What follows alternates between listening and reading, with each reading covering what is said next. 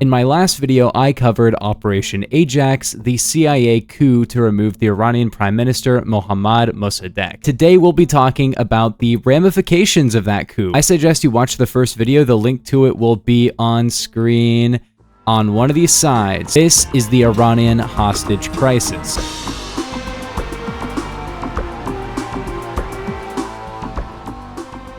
The Shah Reza Pahlavi ruled as a dictator for decades following Operation Ajax. He employed secret police to stop dissent, but was still hugely despised and hated among many Iranians. This would begin to boil up to the surface during the late 70s. However, I guess the US didn't get the memo or something, because on New Year's Eve 1977, sitting US President Jimmy Carter made a toast to the Shah, praising the Shah for being beloved and super cool and stuff. And like 2 months later, Iranians led a revolution against the Shah. After a fire in a cinema killed an estimated 400 or more people, the Shah's secret police were blamed. This actually doesn't make any sense at all, as the Shah's government had no issue with cinemas, while the revolutionaries, believing in the ideas of a man named Ayatollah Khamenei, were against cinemas, as they believed they promoted Western ideals in films. It could have been a setup from either side to justify something, but it doesn't really matter, because Iranians across the country participated in strikes and demonstrations for the remainder of the year. These basically crippled the entire country and were extremely effective. By mid-January, the Shah realized this would most likely be the end for him and left the country, which, if you watch the last video, he kind of does that pretty often. Ayatollah Khamenei, who had been exiled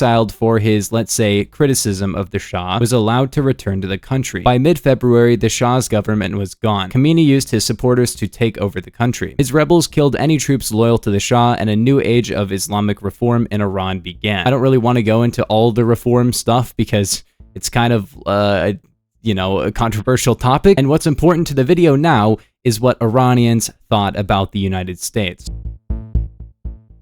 A lot of people don't know that the American embassy in Iran was occupied briefly in early 1979. However, embassy personnel were let go pretty quickly. But this was a pretty clear sign for any Americans to flee the country. I'll talk about why Iran didn't like America in a minute, but you guys probably already know. You watched the last video, hopefully. The glass around the embassy was hit with so many rocks and even bullets that they replaced it with bulletproof glass instead. The vast majority of the embassy staff got the memo and left. Originally, there was about 1,000 people on the grounds of the embassy. However, approximately 60 people were remaining when the second event occurred. But we'll get onto that later. President Jimmy Carter tried to work with the new Iranian government to keep them from doing anything drastic. By now, the Iranians blamed the Americans for the 1953 coup, making the situation even worse, as the Americans had propped up the Shah despite what Iranians really wanted. But things were about to get very bad for the Americans, because on October 22nd, 1979, the Shah arrived in America. He had lymphoma, a very bad disease, and was dying. He had gone from country to country, and while Switzerland had said that they would give him treatment, he wanted to go to America, with a doctor sent by David Rockefeller telling the government that the Shah would need to be in America for his treatment. And if that name sounds familiar, yes, that's the crossover with the Rockefellers. I don't know why the Rockefellers were telling the Americans to put the Shah in America, but yeah, cool crossover. It's all connected. Anyway, President Carter didn't really want to let the Shah into the country, as he knew the ramifications of doing something like that would be bad. But Secretary of State Henry Kissinger told Carter he would not support his nuclear treaty with the Soviets unless the Shah was let into the country. This led to Carter hanging up the phone on Kissinger on more than one occasion, saying, "Frick the Shah," but he didn't say frick. Yeah, the CIA totally were telling Kissinger to get the Shah into the country. I mean, the Shah was their guy after all. How are you supposed to convince people to start more coups if you don't defend the guys from your previous coups? Because of this, rumors began in Iran that the United States were preparing another coup to reinstate the Shah, which I don't think is true, but that's what they believed. Not to mention, the Iranians wanted the Shah sent back to Iran so they could probably hang him.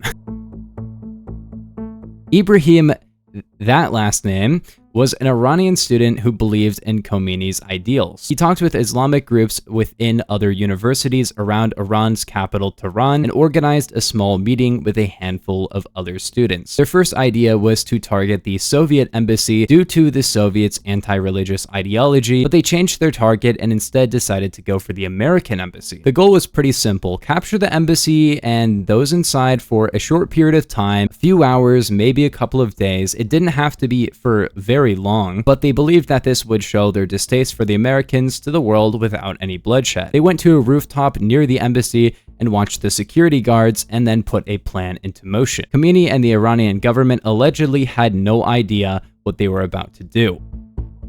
On the morning of November 4th, 1979, a few hundred students were told the plan. A girl was given a pair of metal cutters to break open the gate, which she hid in her clothes. They walked up to the gate and cut it open using the metal cutters. Marine guards ran to the now unobstructed gate and began to brandish firearms at the protesters, who simply walked in anyway. There were now so many people on the street that opening fire would only result in certain death. As the protesters stormed the grounds, embassy staff frantically shredded important documents to stop them from reaching the Iranians. Initially, the plan was to occupy the embassy and keep the hostages inside, and send messages to the American press. However, with more Iranians arriving in the area every minute, the plan was changed. The embassy staff and Marines were blindfolded and removed from the embassy, paraded around the city where many pictures were taken of them for the press, and any embassy staff who had fled or not been at the embassy were rounded up over the next couple of days. That is, except for 6, but we'll talk about them later. With 66 hostages now in the custody of the Iranians,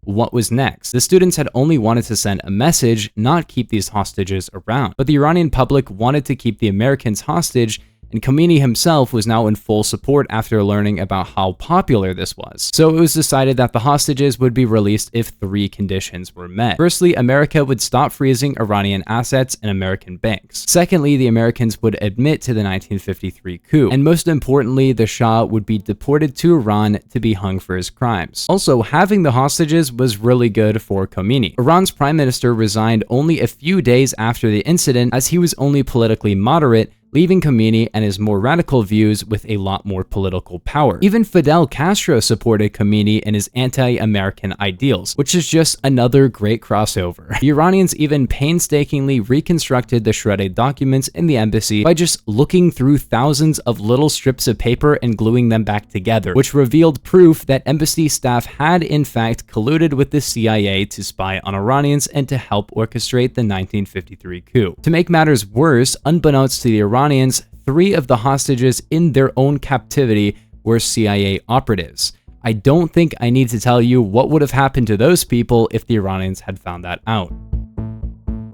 52 hostages were left after 13 of the hostages were released relatively quickly, with another single hostage being released 6 months after the takeover. The remaining 52 were beat, left in solitary confinement, blindfolded and lined up in mock executions, and crammed into small cells. However, there were 6 US Embassy staff members still secretly in Iran. Robert Anders, Cora Amburn, that name, Mark, also that name, Joseph Stafford, Kathleen Stafford, and Lee Shaz had all been working in the consulate building near the embassy during the takeover. While other embassy staff at the consulate were captured, Robert Anders was able to take his group to his home, which was near the embassy. They hid at Anders' home for 3 days, but soon realized that the hostage situation was going to last a lot longer than they expected. Iranians were searching for any embassy staff that were hiding around Tehran, and Anders realized his house would be searched and they would be definitely captured or killed, depending on who found them. The group traveled between different houses to avoid being spotted, but knew they would need to find a safe place to wait out the situation. Luckily, Anders knew a Canadian immigrant officer named John Sheridan. Sheridan was happy to take in the group,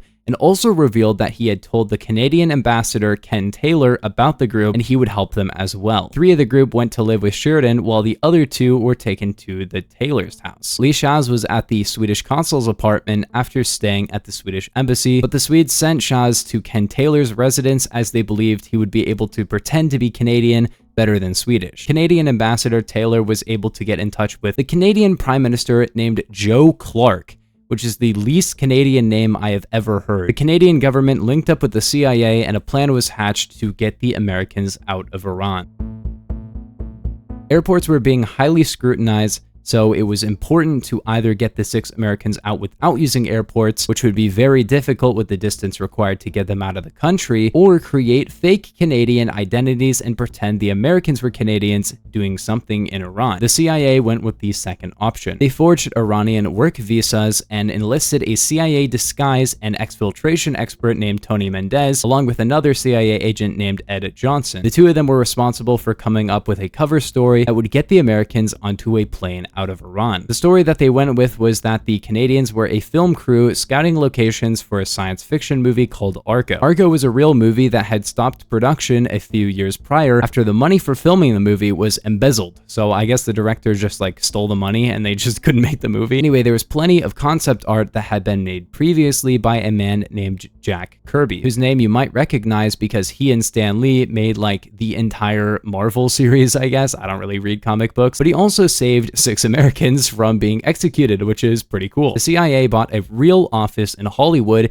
in case someone called and asked if the production was real. They bought ads in magazines like Variety and did just about everything short of actually making the movie to ensure it looked as real as possible. Then Mendes flew out to Iran to get the Americans out of the country. Canadian Ambassador Ken Taylor had many Canadian embassy staff fly out of the country in case something went wrong. As the days approached their flight, the Americans got into their fake Canadian personas and tried to suppress their anxiety as they began to realize the danger of the plan. Because as I said, if they were caught, yeah, they would be dead. Just a couple of weeks before their flight, a Canadian embassy worker realized that their forged Iranian documents were dated wrong. The Iranian calendar begins on the spring equinox, and if they had gone to the airport with those visas, they would have been discovered. Luckily, they were able to fix the visas and get to the airport. They made it through security without any problems, and after a short delay due to some problems with their plane, they were off on a flight to Switzerland. In a strange coincidence, the plane they were on was named after the Argo region in Switzerland, which has nothing to do with, but it's the same name. It's pretty cool. Upon reaching Switzerland, they were kept in a CIA safe house and then driven to West Germany,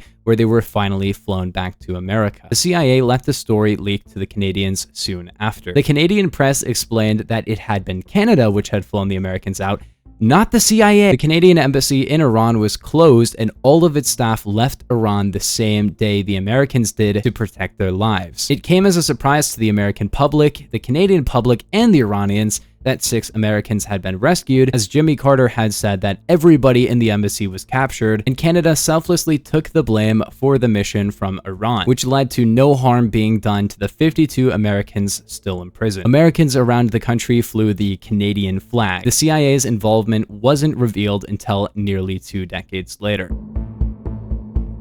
The other 52 were not as fortunate as the 6 who escaped. They were imprisoned from the November 4th, 1979 takeover to January 20th, 1981, a total of 444 days. The Shah actually ended up dying from his lymphoma on July 27th, 1980, never having returned to Iran for his trial. Iran's bank accounts in the United States were unfrozen though, and the CIA admitted to their involvement in Iran, claiming they never get involved with Iranian politics again. Watch the video right there, somewhere around there, because maybe they did again. Anyway, after their demands were sort of met, except for the Shah one, but he died, so I guess it was okay. Anyway, after the demands had been met, all 52 hostages were in fact released, with none having been killed, which you gotta give it to the Iranians. Like, they didn't kill any of them, and they got their demands done, so that's pretty cool. There's a huge conspiracy that the CIA killed the Shah so they wouldn't have to send him back to Iran, but he did have lymphoma, so maybe he just died, I don't know. And there's also a conspiracy that Ronald Reagan used the timing of the release to get reelected, but I don't know. He did have that thing where he was gonna give the State of the Union while that like lady was supposed to be in space, but then she blew up and died, and then he removed that from his speech. So maybe he did that, I don't know. Either way, I hope you guys enjoyed. Subscribe if you're new, and if you did like the video, leave it a like and comment any topics you'd like to see a video on next, but I'll see you all later. Bye.